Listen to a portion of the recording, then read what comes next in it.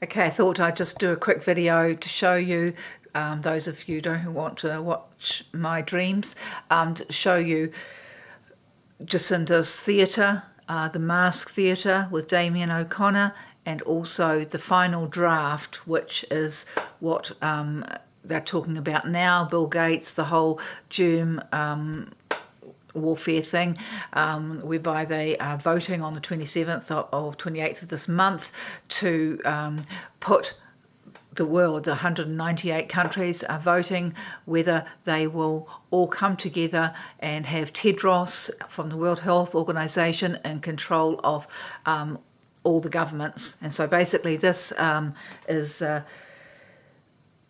what, what this final draft is about.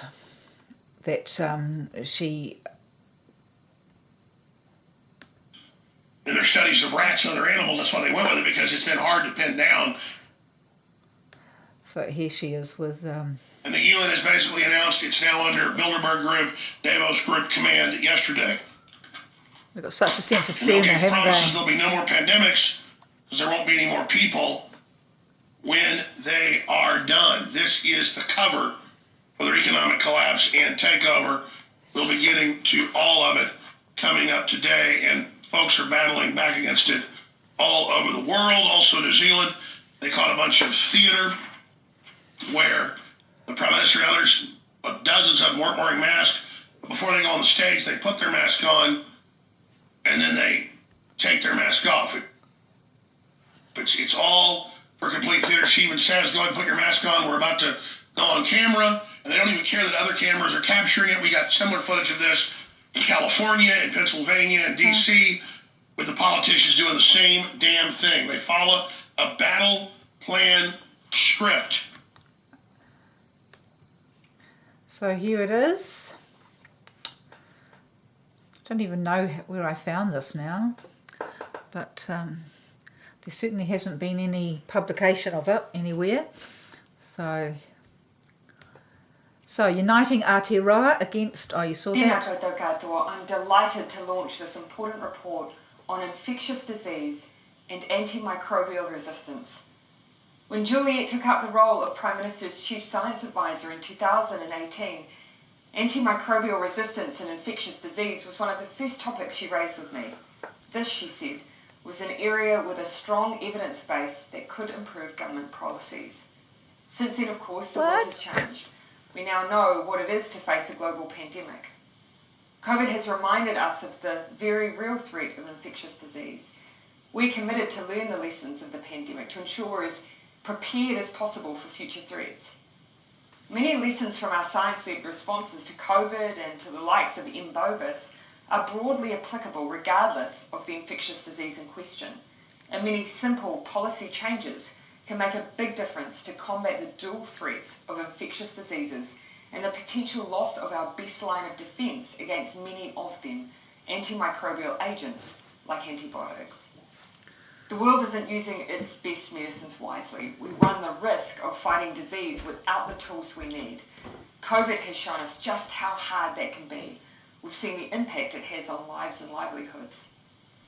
This report is timely. It sets out a path to change this approach in Aotearoa to ensure we use the right antimicrobial in the right place at the right time.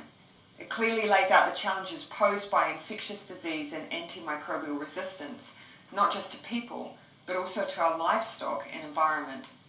Importantly, it also outlines practical steps we can take to safeguard our collective health and well-being. It demonstrates that we have a strong base to build from, with examples of good research and practice throughout the motu. I welcome the expert panel's recommendations and thank them for providing a clear path forward to help Aotearoa unite against infectious diseases and antimicrobial resistance. Their recommendations span human, animal, plant and environmental health.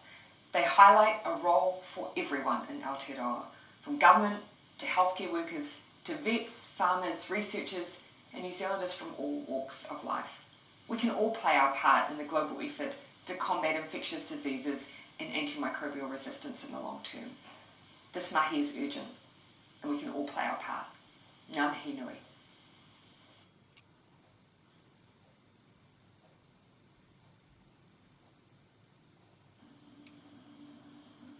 Koutou.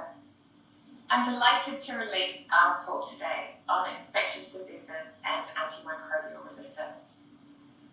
Over the last few years, Aotearoa has experienced infectious diseases that have had a huge impact on our health and our economy.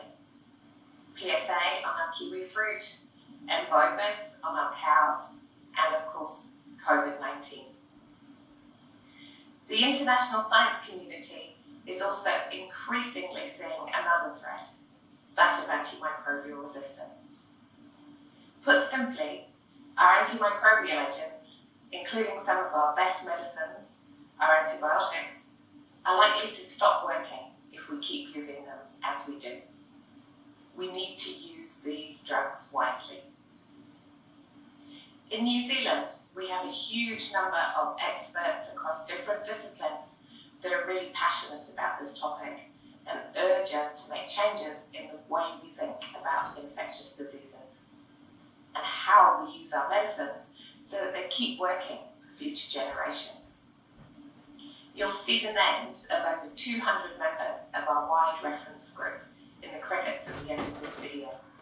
A huge thank you to them for investing so much time in this topic and our project in a stressful year. From this group, we drew an expert panel who worked incredibly hard to pull together detailed recommendations to the Prime Minister on how Aotearoa might play our part in combating this global threat. You will meet them shortly as they highlight our key recommendations, and you can read these in full on our website. A huge thank you to all our panel. Particular thanks to my amazing co-chair, Dr. Matere Harwood, who took precious time out from her important mahi on the front line of COVID-19 at Papakura Marae. Her expertise, her practical experience, and her mana were a vital part of our kaupapa. Sadly, I'm not at the Marae filming this today because Matere herself is unwell, but she has led this project with me at every step. Ngā mihi nui. I'll now let our expert panel speak for themselves before a few words from our Chief Science Advisor to the Ministry of Health and some closing words on next steps from Minister Beryl. Tēnā koutou katoa.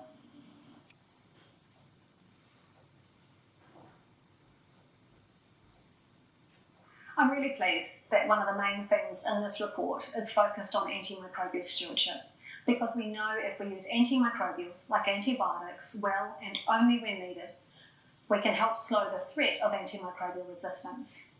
The report recommends that we set ourselves ambitious targets to reduce the total quantity of antimicrobials that we use. This is really important as our use in human health is high. It's often unnecessary and inappropriate. So alongside that recommendation, there are a range of recommendations to improve how we use antimicrobials. This includes having leadership for antimicrobial stewardship to drive our activities forward and to coordinate them. It includes having a range of guidelines and standards and tools in place to support effective, safe and equitable usage. There's also a recommendation to have good quality antimicrobial usage data across our entire healthcare system. This is important to track our progress with time, and this information must be visible for all. It includes a solid focus on primary care, because this is where most of our health interactions occur and where most of our antimicrobial usage sits. The recommendations are bold, they're strong. This is what we need to do to help keep antibiotics working. What we need to do now is roll up our sleeves and get it done. Antimicrobials and antibiotics are important for the health and welfare of animals as well as for people. And the same or similar antibiotics are used for the treatment and prevention of disease in animals as that are used in people. We need to have a more joined up approach that brings together experts in the fields of human, animal and environmental health in order to improve stewardship overall. In New Zealand, we are relatively low users of antibiotics in animals, but we still need to work to drive that down even further. And the way to do that is to make sure that antimicrobials are only used appropriately and only when absolutely necessary. We need, for example, to move away from the use of prophylactic antibiotics in animals to more sustainable methods of preventing and controlling infection. That way, we ensure that antimicrobials remain effective for the treatment of infection in animals, but also importantly, that use in animals doesn't lead to the development of resistant infections in people.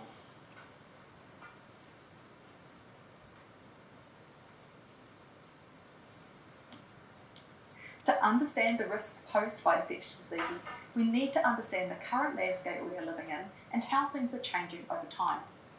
Data from surveillance platforms helps us understand this landscape, which may be at a global, local or regional level, or even within a healthcare facility. In New Zealand, surveillance of infectious diseases in humans is undertaken, although there are gaps in our knowledge, and surveillance is not routinely conducted in animals, plants, or the environment. Furthermore, information isn't always easily shared between sectors. Our vision is to establish an integrated surveillance system that brings together information on microbes, including drug-resistant microbes, across human, animal, and plant health, and the environment. This will provide us with enhanced information to detect emerging microbes early and to inform the implementation of public health interventions that reduce the burden of infectious diseases, including those from outbreaks. We have this simple hope that antimicrobial resistance will just disappear if only we had new drugs. But this new report makes clear that new drugs will never be enough. Many manufactured chemicals that we've begun to use at massive scale only in the last 100 years or so also are antimicrobial, even when not intended to be. Bacteria are continually exposed to many antimicrobials, such as ingredients of pesticides, processed foods, and personal hygiene products, rewarding those bacteria that are resistant to many antimicrobials. Sadly, this includes our antimicrobial medicines.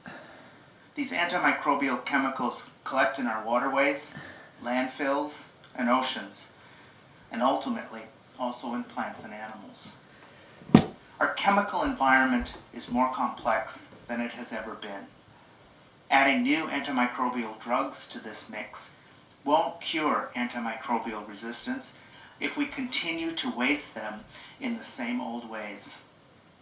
Controlling resistance requires a holistic rethink of what we put into the environment and ourselves.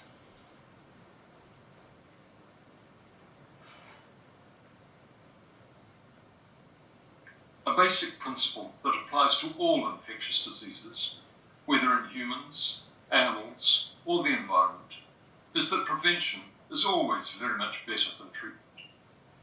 We've all been strongly reminded of the importance of this principle in the last 2 years, as we have worked together to limit the suffering caused by COVID-19.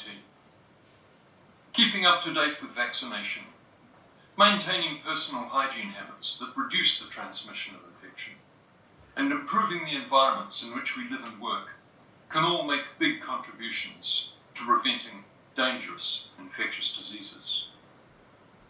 We need new vaccines against diseases that pose severe threats to our health. We should improve the environments in which we live and work to reduce the transmission of infection from person to person, or from animal to animal, or animal to people. These efforts are particularly important in places where people with infections tend to be crowded together, such as in hospitals, medical clinics, and restaurants. The same efforts need to be applied to farm animals to reduce the risk of transmission of infection between them and from them to us. We should also provide more support to the people who work in the field of infection prevention and control, in hospitals and in the community, and to the farmers and vets who care for our farmed animals.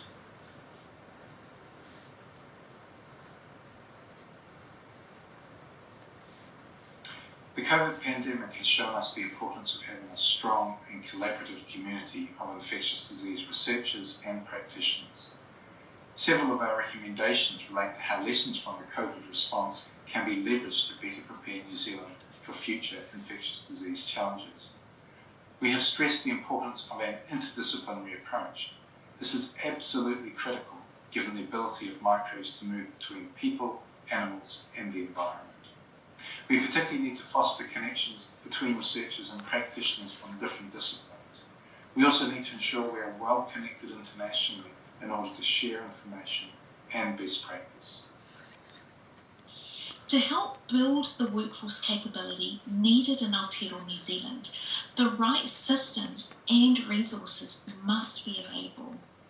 A step in the right direction has been the recently announced $36 million investment by the government to boost our COVID-19 response, to prepare for future pandemics, and also to develop a new infectious diseases research platform. Overall, this funding seeks to improve the prevention, the control, and the management of infectious diseases in Aotearoa New Zealand. Specific priority areas, among others, include reducing the impact of infectious diseases for Māori and Pacifica communities in Aotearoa New Zealand, in addition to promoting and building and developing the next generation of pandemic scientists. And this also includes Māori and Pacific researchers. For those, of course, who are already working in the field, support for ongoing education and development will also help ensure that our workforce remains at the cutting edge. So looking further ahead, it is essential that we have our children, our tamariki, our tamaiki, and our rangatahi in Aotearoa New Zealand engaging with science to foster our next generation of researchers and practitioners. Diversity is key moving forward here, and we must strive to build a community of researchers and practitioners that reflects our society in Aotearoa New Zealand. So to help grow Aotearoa New Zealand's infectious diseases capability and be prepared for future threats and pandemics, now is the time to act.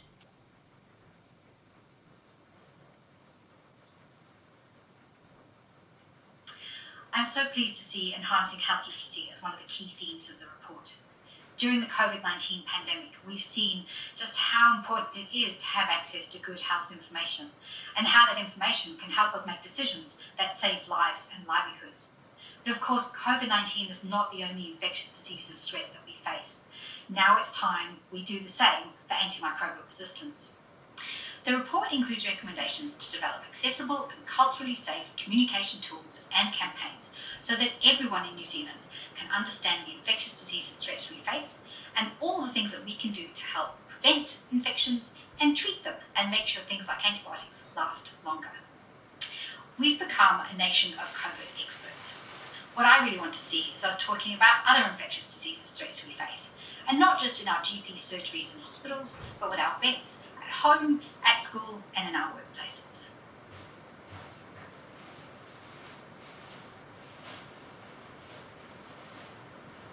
So primary healthcare is a really important sector to look at when we're talking about antimicrobial resistance, because it's the first point of access to healthcare we see in Aotearoa, New Zealand, and the first point in accessing medicines. Unacceptably, we see significant inequities within accessing primary healthcare and receiving medicines. For example, for Māori and Pacifica people, we see around 30% of under-prescribing medicine compared to non-Māori, non-Pacific. When we start to break down these barriers to accessing primary care, we see that most of these are systemic societal issues that create these barriers. So we've got institutionalised racism that operates sadly in Aotearoa, New Zealand. We see that economic climates mean that cost is a huge barrier for whānau to access healthcare. We see that trying to travel to get to healthcare is an issue, as well as juggling multiple realities in really complex environments. Having lots of kids and trying to find childcare to take one of your children or yourself to go and see a clinician within primary care settings. So therefore, we are recommending that we need to enhance equity and remove barriers to healthcare and medicine in our report. How are we going to do this? Well, we want to include community voice to better inform services. This means that we're going to involve patients, whānau and hapori or community to be involved in the design, delivery and evaluation of healthcare services. We're also going to create more equitable access through making transport more accessible, through encouraging more virtual consultations that eliminate many access barriers, and through increasing mobile and school community-based healthcare. And last but not least, we want to look at removing financial barriers for prescription medicines. And we're confident that all of these suggested recommendations will improve equity and decrease risk of antimicrobial resistance in Aotearoa.